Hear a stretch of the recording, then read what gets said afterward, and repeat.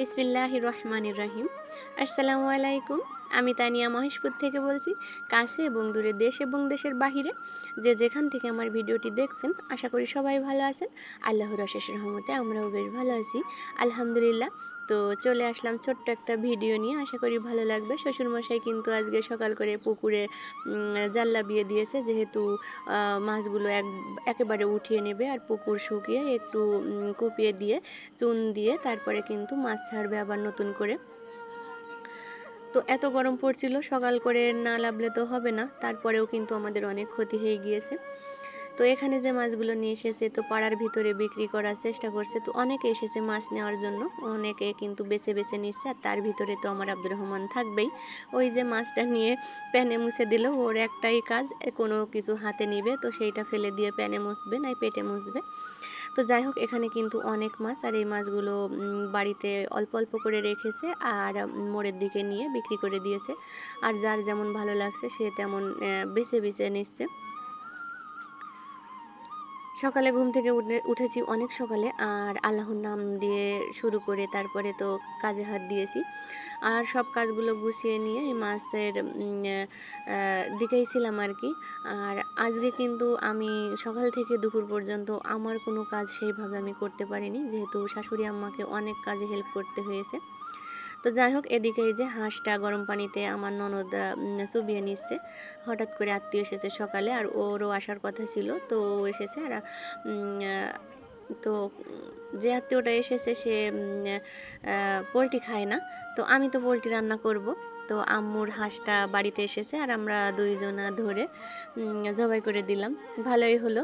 আর আম্মুর হাঁস না বেশি পানিতে থাকে না, বাড়ির আশেপাশে ঘোরাঘুরি করে। আর বাড়িতে নিয়ে এসে আমরা কিন্তু দুইজনা ননদ ভাই বউ ধরে নিয়েছি।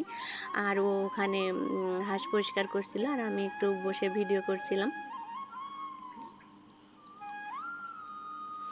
আজকেও কিন্তু প্রচুর গরম পড়েছে, আর আমার কাজের তো কোনো শেষ নাই। আমি কি বলবো, আজকে যে এত বেলা করে গোসল করেছি একদম মানে মাগরিবের একটু আগে বললে হয়। তো যাই হোক, সব দিন তো একরকম কাজ থাকে না, আর এত গরমে বাচ্চা নিয়ে কাজ করতে তো কেমন হয় সবাই ভালো জানেন। আমি আমার শাশুড়ি আম্মাকে হেল্প করার পরে তারপরে কিন্তু আমি আমার বাকি কাজগুলো সেরে নিই, মানে পড়ে থাকা যে কাজগুলো। যেমন কালকের অনেক কাজ আমি আজকে সেরে নিয়েছি। কালকে একটু কম কষ্ট হবে। আর আমি যে দেড়ি গোবর করে ফেলেছি, তো সেগুলো দিতে পারবো এমন করে কিন্তু আজকে অনেক কাজ করে নিয়েছি। আর তারপরেও মাছ মারা গেছিলো পুকুরে, পানি উঠানোর পরেও অনেক মাছ রয়েছে, সেটা আজ ভোর রাত্রে ধরার কথা রয়েছে। তো সেটা কি হয়েছে, এত রোদ গরম পড়েছে, পানি একদম মানে এত গরম পানি হয়ে গিয়েছে, মাছগুলো সব মরে ভেসে ভেসে উঠছে। তো সেখানে আবার একটু গেলাম, কয়টা মাছ তুললাম। আর বাড়িতে একটু হালকা পাতলা করে অনুষ্ঠান হলো। ভাসুরের ছেলে ডাক্তারখানা থেকে মুসলমানি দিয়ে নিয়ে এসেছে, তো দাদিরা মিলে সবাই একটু অনেক আনন্দ করলো। তো তাদের একটু সাহায্য করা লেগেছে। আর বাড়িতে একটু হইচই হয়ে গেছিলো আর কি। তো সেগুলো আমি আর ক্যামেরাতে নিয়ে আসিনি, যেহেতু অনেক মানুষ এসেছে, বাইরের মানুষ, এক একজন এক এক রকম কথা বলবে। তো যাই হোক, তারপরে কিন্তু আমি দুপুরে রান্নাবান্না শুরু করে দিয়েছি। আর আজকে শুধু মাংসটা রান্না করব, এত গরম পড়ছে, আব্দুর রহমানের বাবা তো কিছুই খেতে চাচ্ছে না। তো ভাবলাম বেশি তরকারি রান্না করে কোনো লাভ নেই, যে একটু মুরগির মাংস আছে, তো সেটুকু না রান্না করে দিই। আর আমার যে বড় পোলট্রিটা হয়েছিল, তো সেটা বিক্রি করে দিয়েছি। তো যাই হোক, এদিকে কিন্তু আমি মশলাটা ব্লেন্ডার করে নিয়ে এসেছি, আর এখন এই যে চুলার পরে দিয়ে মশলাটা ভালো করে কষিয়ে নিব।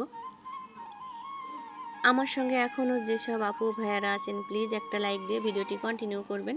আর যেসব আপু ভাইয়ারা আমার চ্যানেলে আজ নতুন এসেছেন, প্লিজ চ্যানেলটি সাবস্ক্রাইব করে আমার পাশে থেকে যাবেন। আর যারা অলরেডি কাজটি করে ফেলেছেন তাদেরকে জানাই অসংখ্য ধন্যবাদ। কালকে কিন্তু ঘরে রান্না করেছিলাম, ঘরে বলতে আমার রান্নাঘরে। তো ওখানে মনে হচ্ছে আমি একদম দোজকের ভিতরে বসে আছি।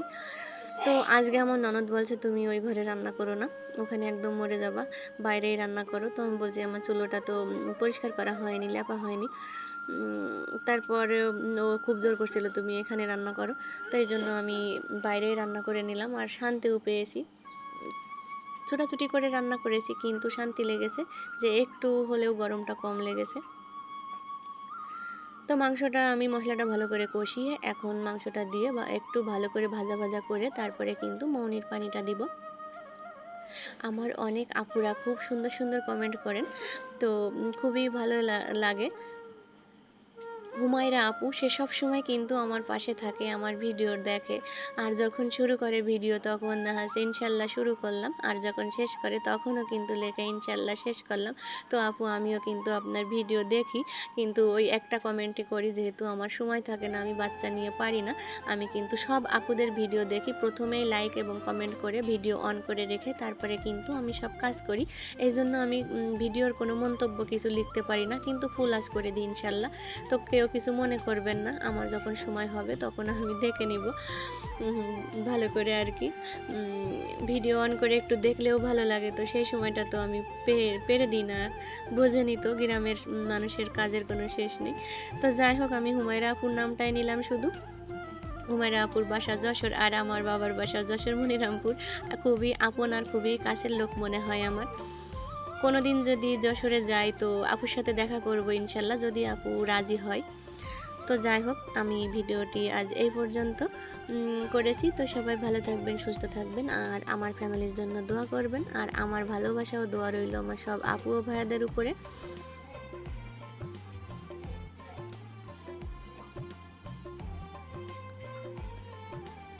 আল্লাহ হাফিজ।